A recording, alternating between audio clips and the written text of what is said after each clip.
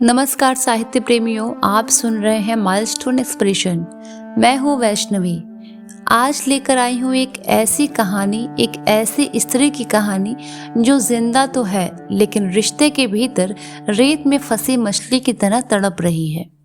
कहानी का नाम है रेत की मछली, जिसको लिखा है कांता भारती जी ने। टैक्सी अब अपेक्षाकृत वीरान लंबी सड़क पर दौड़ रही थी। टैक्सी की खुली हुई खिड़की से ताजी हवा का एक झोंका आया। फागुन की इस समुद्री गंध भरी हवा के इस कोमल झोंके का यूं सहला जाना कुछ सुखद लगा।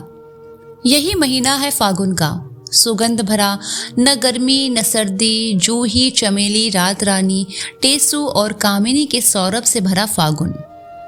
समझ में नहीं आता कि मेरे जीवन का हर मोड़ उसी फागुन से क्यों शुरू होता है। जीवन के हर मोड़ पर यही हवा क्यों मुझको छू कर जाती है।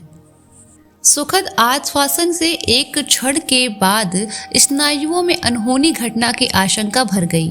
मन में उदासी का अंधेरा छा गया। विवश थी, जाती भी कहाँ। न चाहते हुए भी परसों के परिचित गुरुजन के द्वार पर टैक्सी रुकवा दी। छोटी सी कोठी की नन्ही सी वाटिका के फाटक पर श्वेत पटिया पर लिखा हुआ एक नाम देर तक पढ़ती रही, डॉक्टर शशिकांत। तोरू जाग गई थी, शायद उसे भूख लग गई थी। यात्रा के कारण थक भी चुकी थी, लेकिन उस नन्ही सी वाटिका को देखकर वह खुश हो गई। मैं वह छोटा सा लकड़ी का फाटक खोलने के लिए अपने को बांध रही थी कि द्वार पर डॉक्टर शशिकांत की सौम्य आकृति दिखाई दी। थोड़ी देर अपरिचित को पहचानते से खड़े रहे और फिर 2 कदम आगे आ गए। यात्रा और यातनाओं के कारण मेरी आकृति संभवतः बदल चुकी थी। कई बरस पहले उन्होंने देखा था और उसके बाद वे बंबई आ गए थे। उन्हें अनुमान भी नहीं रहा होगा कि मैं यूं अनायास कभी उनके यहाँ पहुंचूंगी।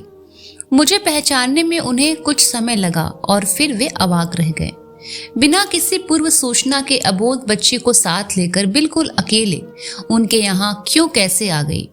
जीजी ने पहचाना तो गले लगा लिया। वे भी स्तब्ध थी। बैठते न बैठते मैंने उनसे कह दिया कि मैं शोभन को तोरू सौंपने आई हूँ। उनके बच्चों की आंखों में पहले तो एक अजनबी बनाया, लेकिन फिर वह आश्वस्त हो आए। नन्ही मुन्नी तोरू गौरैया की तरह कमरे में फुदकने लगी। बच्चे तोरू के आसपास व्यस्त हो गए। उन्हें अपने मनोरंजन का साधन मिल गया। मेरे मन में हल्का संकोच भराया कि आते समय मैं इन बच्चों के लिए कुछ लेकर नहीं आई। मन में अनमनी हो गई। मैंने महसूस किया कि जीजी और शशिकांत जी भी अनमने हो उठे हैं। मेरे मन में संकोच आया कि शायद मुझे इस तरह आना नहीं चाहिए था, लेकिन अब वापसी भी संभव नहीं थी। जो कुछ भी हो, अब स्थिति का सामना करना ही होगा। थोड़ी देर के बाद ही गहन गंभीर वातावरण को सहजता की तरफ लौटाते हुए शशिकांत जी बोले, कुंतल बहन, अब आप नहा धो लीजिए, खाना खाकर आराम कीजिए। सफर से थक गई होंगी, फिर निश्चिंत होकर बात करेंगे। जो भी समस्या है धीरज से निपटाई जाएगी। ईश्वर सब ठीक करेगा।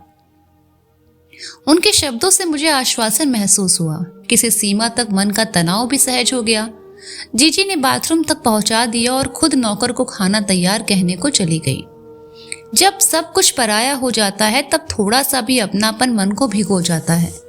बरसों के बाद किसी स्नेह सिक्त भरे भरे परिवार की ममता ने अपनेपन की एक किरण मुझे दे दी।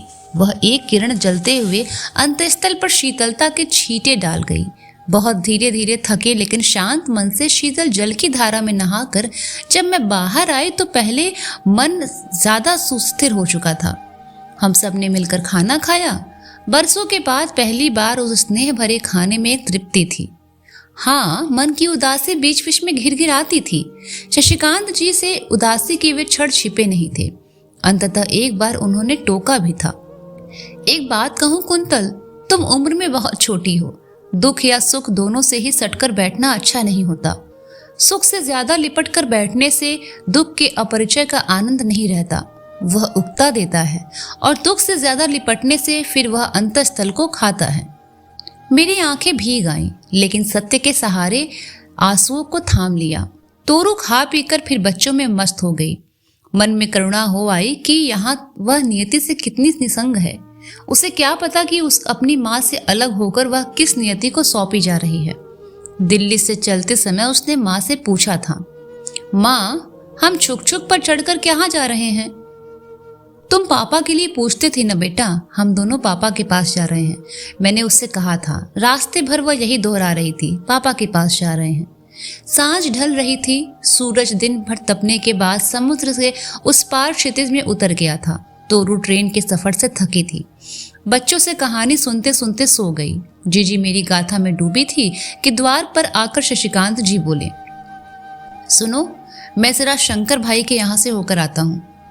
शंकर भाई को शशिकांत जी ने उस शाम मेरी सारी कथा बताई थी। यह बाद में मालूम हुआ। उन्हें शशिकांत जी ने यह भी बताया था कि कुंतल शोभन को अपनी बेबी लौटाने आई है। जीजी ने मुझे बताया था कि शंकर भाई खुद भी यह सब सुनकर चिंता में डूब गए थे। इसके आगे की गाथा से मेरा परिचय सीधा नहीं है। मुझे जीजी के पास छोड़कर शशिकांत जी बहुत रात तक गए और बाहर ही रहे। जाने कहाँ कहाँ भटके। आशंकाओं और दुश्चिंताओं के अंधेरे में करवट लेती मैं उन क्षणों में क्या बीता नहीं जान पाई थी। बहुत बाद में एक एक अंश जोड़कर उन कुछ घंटों की नितांत नाटकीय गाथा पूरी हुई थी। शशिकांत जी का स्वभाव गंभीर था। उन्होंने कम ही बताया, लेकिन शंकर भाई ने उत्तेजना के उत्साह में एक एक बात सुना दी थी। शशिकांत जी से सब कुछ सुनकर शंकर भाई जी स्तंभ हो गए थे। फिर उन्होंने भी सुझाया कि अच्छा हो, जो कुछ बात होती है वह शोभन से अभी इसी समय हो जाए। रात को ही टैक्सी लेकर वे दोनों वहां से कोई 15 मील दूर शोभन के घर पहुंच गए थे।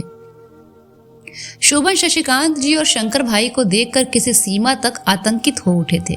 शोभन अपने एक मित्र के साथ बैठे उत्तेजित स्वरों में कुछ कह रहे थे।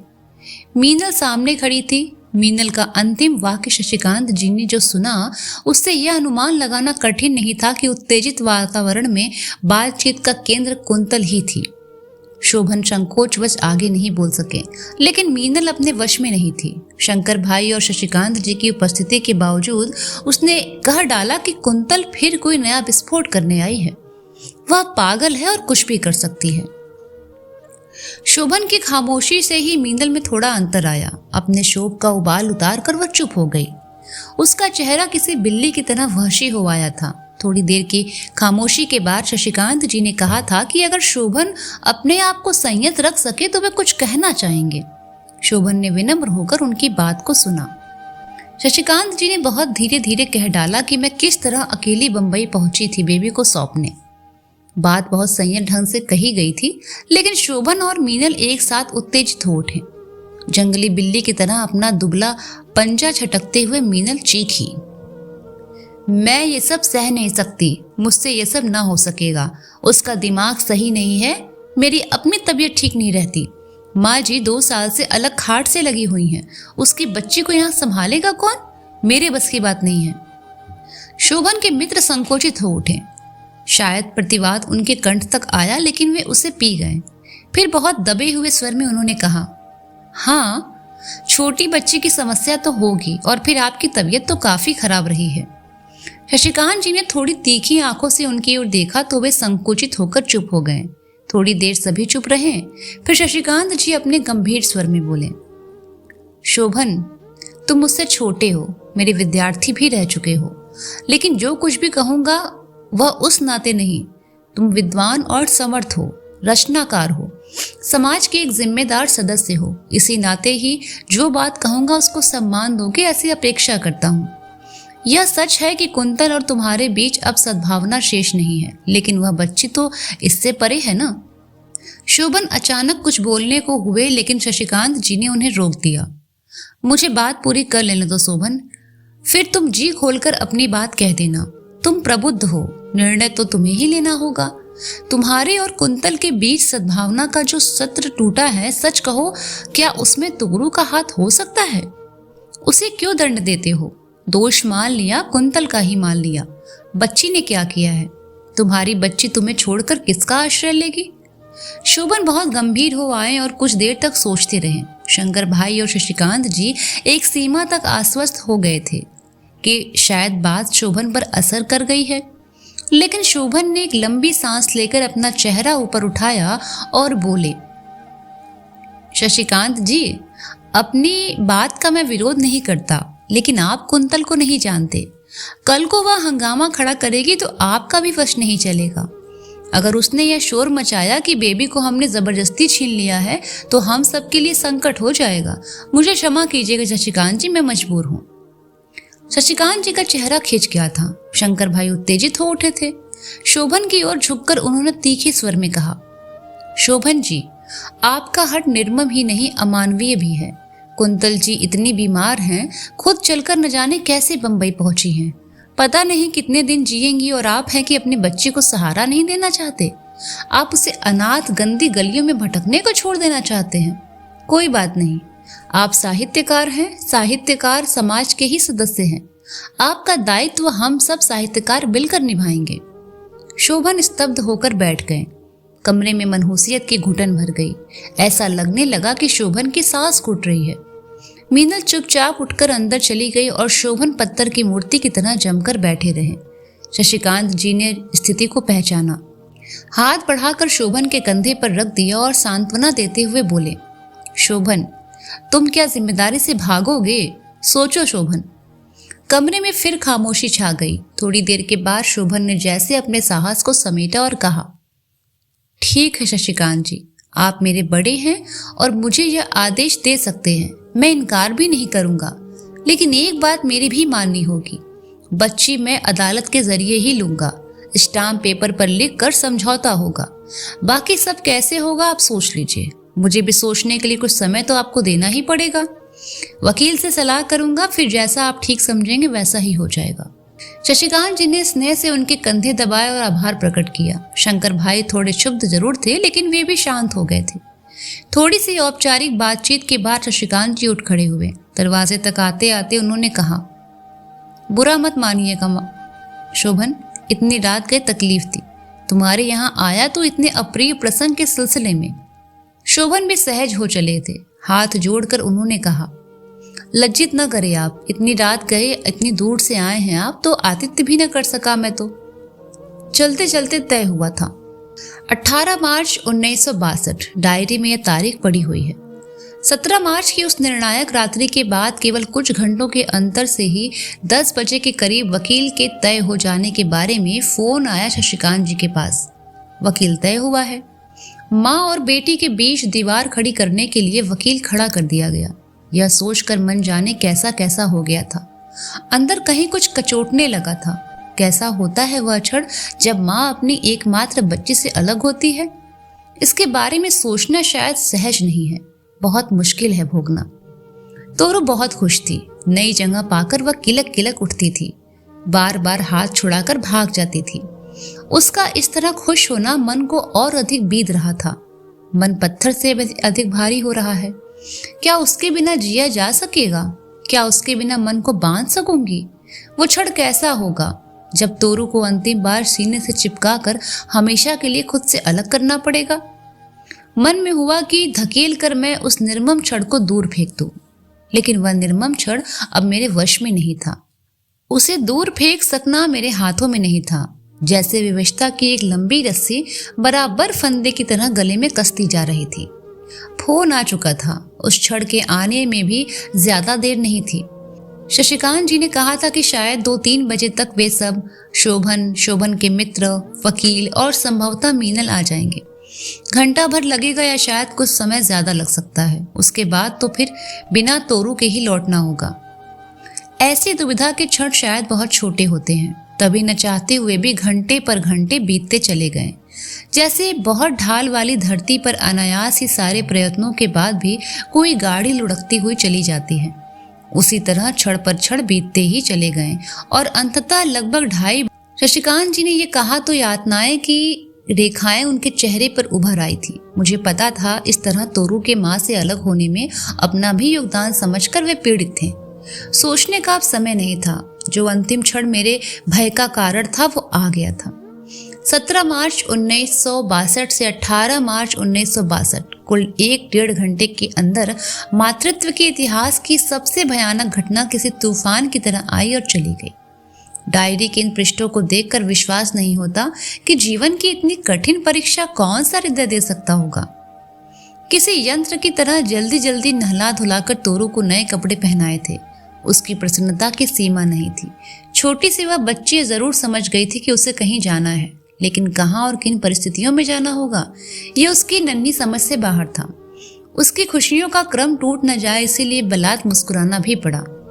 अजीब खामोशी और उदासी पूरे वातावरण में छाई हुई थी। हम सब सहमे और कुंठित थे। किसी में इतना साहस नहीं था कि एक दूसरे से कुछ भी बोले। शायद शब्द ही नहीं थे किसी के पास। शशिकांत जी ने शोभन को बाहर जाकर कह दिया कि वे एक निश्चित जगह पर पहुंचे, बाकी सब वहीं पर आएंगे। जाने के लिए टैक्सी आई तो अंतर्मन रो उठा। शंकर भाई साथ थे। शशिकांत जी, उनकी पत्नी और मैं तोरू के साथ टैक्सी की पिछली सीट पर। तोरू जापानी गुड़िया की तरह सामने की सीट पर तकिए के सहारे खड़ी होकर किलकारियां भर रही थी। अचानक उसके एक वाक्य ने मेरे डूबते मन को फिर धक्का दिया। तोतली भाषा में उसने पूछा, मम्मी हम छप कहाँ जा रहे हैं? शशिकांत जी उसके बाल सहलाते हुए बोले, तोरू तुम पापा के पास जाना चाहती थी ना? तोरू और ज्यादा खुशी से उछलने लगी, लगातार दोहराने लगी, हम पापा के पास जाते हैं, हम पापा के पास जाते हैं। मुझे लगा मैं कान बंद कर लूं, पर यातना से जमी हुई बैठी रही। यहाँ मिलना तय हुआ था। वह एक रेस्टोरेंट का खूबसूरत छोटा सा कमरा था। हल्की हल्की रंगीन रोशनी में बहुत धीरे धीरे संगीत गूंज रहा था। मेजों पर लोग परिवेश से बिल्कुल निसंग बैठे हुए धीरे धीरे बातें कर रहे थे। शोभन अभी आए नहीं थे। एक कोने में पहले ही रिजर्व की हुई 2 मेजों की तरफ शशिकांत जी हम लोगों को लेकर बढ़ गए। शोभन कोई 10 मिनट बाद पहुंचे। बहुत रूखे और औपचारिक नमस्कार के बाद बैठ गए। उनके साथ वाला अपरिचित आदमी उनका वकील था। बैठने के बाद एक खामोशी छा गई। तभी तोरू की आवाज आई, माँ मेरे पापा कौन हैं, कहाँ हैं? ऐसा लगा जैसे शोभन की शिराओं में एक कंपन हुआ हो। वे कुछ अस्थिर से उठे। बोलना चाहकर भी कुछ बोल नहीं पाए। मैं जड़ हुई पत्थर से बैठी रही। शशिकांत जी ने परिस्थिति को संभाला। धीरे से बोले, ठहर जा बेटे, अभी आते हैं पापा तेरे। जाने क्यों मेरी आंखें भर आई और मैंने देखा 2 पल रुककर शोभन अपनी कुर्सी से उठे और तोरू को उन्होंने बाहों में भर लिया। तोरू इस अनायास प्यार से सहम गई। उनकी बाहों से छूटने के लिए छटपटाने लगी। तभी शोभन ने कहा, मैं हूं तेरा पापा बेटे। स्वर से लगा कि वह थोड़े आर्द्र हो गए थे। तोरू ने उन्हें पापा के रूप में पहचाना तो पहले वह संकोचित हो मेरी ओर देखने लगी, फिर थोड़ी देर में सहज हो गई। मीठी आवाज में बोली, पापा तुम हो मेरे पापा। अब वे स्वयं भी अस्थिर हो उठे थे। उन्हें उनसे सहज नहीं हुआ गया। शंकर भाई और शशिकांत जी ने उन्हें संकट से उबारा। वकील की ओर झुककर बोले, आपने कागज तैयार कर लिया है? हाँ कागज तो तैयार है, आप देख लीजिए। कहकर वकील ने कागज शशिकांत जी की ओर बढ़ा लिया। मोटे स्टाम्प पेपर पर बने टाइप किए हुए अक्षरों में क्या लिखा है यह उस समय चाहकर भी मैं देख न सकी।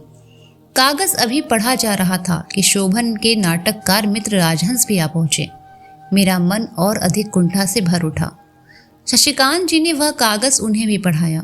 मैं जानती हूँ वह कागज से पहले ही पढ़ चुके थे, लेकिन फिर भी उन्होंने पढ़ने का नाटक किया। अंत में वह कागज शशिकांत जी मेरे सामने रख दिया। शब्दों पर मैंने निगाह जमाई, लेकिन पढ़ा कुछ भी न जा सका। आंखें तरल हो आई थी। शब्द तैर रहे थे और शब्दों के अर्थ जाने कहाँ डूब रहे थे। वैसे भी अब इन शब्दों का अर्थ मिल भी जाता तो फायदा क्या था। जब जीवन का ही अर्थ खो चुका तो इन शब्दों का अर्थ खोजना व्यर्थ। कागज ज्यों का त्यों बिना पढ़े मैंने शंकर भाई को लौटा दिया। उस दिन रेस्ट्रा के उस रहस्यमय वातावरण के एक छोटे से जीवन की अंतिम निशानी तोरू शोभन को सौंप कर मैं कैसे घर आई थी ये नहीं पता। कागजों पर दस्तखत हुए थे। शंकर भाई, शशिकांत जी, श्रीमती शशिकांत, राजहंस, शोभन के वकील, मेरे और शोभन के सम्मिलित हस्ताक्षरों से युक्त वह कागज आज भी मेरे पास सुरक्षित है। कानून की नीरस शर्तें किस तरह एक जीवित इकाई को अपने आप में लपेट लेती हैं यह मुझको अब मालूम हो सका। कागज में सिर्फ इतना था कि इतने दिन के विवाहित जीवन में जो तोरू एकमात्र संबंध बची थी उसे मैं उन्हें सौंपती हूँ। इस बात का हक मुझको नहीं होगा कि मैं कभी भी उसे अपनी बेटी मानूं या अपने पास रखूं। साल में एक बार उसे देखने की अनुमति होगी, लेकिन बिना यह बताए हुए कि मैं उसकी माँ हूँ। मिलने का स्थान और समय शोभन की अनुमति से तय होगा। थोड़े से भारी भारी क्षणों में सब कुछ समाप्त हो गया, सब कुछ टूट गया। मैं समझ रही थी कि शोभन तोरू को क्यों इतना ज्यादा प्यार कर रहे हैं। उन्हें पता था कि माँ से उसे अलग रख पाना दुष्कर होगा। बच्चे को लेकर सबसे पहले वे स्वयं ही रेस्टोरेंट से बाहर आए। कार की ओर ले जाकर बोले, बेबी गाड़ी पर बैठोगी? तोरू खिल गई। तुम्हारी गाड़ी है पापा? हाँ बेटे, मेरी भी तेरी भी। बैठोगी ना गाड़ी पर? कहते कहते उन्होंने कार का दरवाजा खोल दिया। तोरू पक्षी की तरह कूदकर अंदर चली गई और अंदर से आवाज देती हुई बोली, तुम भी आओ ना पापा, मम्मी तुम भी आओ ना। एक गहरे सन्नाटे के बाद आशंकित तोरू ने फिर पूछा, मम्मी रोती क्यों हैं? पापा मम्मी रोती क्यों हैं? किसी ने कुछ जवाब नहीं दिया। जवाब दिया भी क्या जा सकता था। एक पलायन की भावना शोभन में भर गई थी। जैसे तैसे वह कार में बैठे और ड्राइवर से बोले कि घर चलो। आगे बढ़ चली गाड़ी से आती तोरू के रोने की आवाज मेरे कानों से कलेजे तक उतर गई। मैं फूट फूट कर रो पड़ी। कुमुद चली गई और अपने कहे हुए की एक अनगूंज छोड़ गई। धड़ाप से बंद हुए दरवाजे की तरफ उसका वाक्य कमरे के सन्नाटे में मेरे माथे से टकराता है। कठोर निश्चय वाली लेकिन अंदर से पिघलती कुमुद के इस छोटे एकांत कमरे में मैं बैठे बैठे ऐसा लगता है जैसे बहुत लंबे सफर के लिए निकली हुई बीच में गाड़ी बदलने के लिए रात को किसी छोटे स्टेशन पर उतार दी गई हूँ और यह गाड़ी दूर अंधेरे में खो गई है। यहाँ एक यात्रा समाप्त होती है और जैसे दूसरी अगली यात्रा की अंधेरी आधी रात अभी बाकी है। अनिश्चय के छोटे से स्टेशन पर उतार दी गई मैं सिवाय स्मृतियों के बटोरने और उन्हें बार बार उलटकर देखने के अलावा क्या कर सकती थी। यथार्थ के धरातल पर पाँव रखो मेरी दोस्त, कुमुद कह गई है, लेकिन धरातल है कहाँ? कहाँ रखा जाए पाँव? जलती हुई स्मृतियों की राख के अलावा है क्या यहाँ? और कुछ समेट कर रखने की चाह भी नहीं है। अब तो बहुत घुमावदार जीवन के लंबे बहाव का क्या यही उपहंसार है? फिर तो बड़ा निरीह होता है जीवन गाथा का उपहंसार। स्मृतियों के राख की एक छोटी सी ढेरी और बस। कुछ जलती हुई दोपहरियों की तपन और उसासों से भरी हुई ये कहानी। लू, गर्द, धूप और जलते हुए शहर के बीच नई सड़क के एक मकान के ऊपरी कमरे में कांपते हाथों मैंने लिखा था एक खत। मेरे शोभन, आज फिर वैसे ही दोपहर है और लू चल रही है। आप आते होंगे। इस दोपहर की जलन में भी वे क्षण कितनी शांति देते हैं, लेकिन वे एक टीस भी छोड़ जाते हैं। मेरा हाल जानने आप इस धूप में भी आते हैं तो आपके स्वास्थ्य का क्या होगा, ये सोचकर मैं कांप जाती हूँ। मैंने कहा है कि वे हम दोनों के लिए रास्ता खोज देगी। ईश्वर के लिए अब तक अपने आप को ऐसे न चलाइए। आपकी ही कुंतल। तब का वह पत्र विचित्र लगता है। विशेष कोई बात नहीं लिखी थी, फिर भी उस पत्र में जाने कितना कुछ भरा हुआ था। उस पत्र में संवेदनाएं थी, आशंकाएं थी। सामाजिक सूत्र ने नहीं बल्कि अनुभूतियों के सूत्र ने हमें बांध रखा था।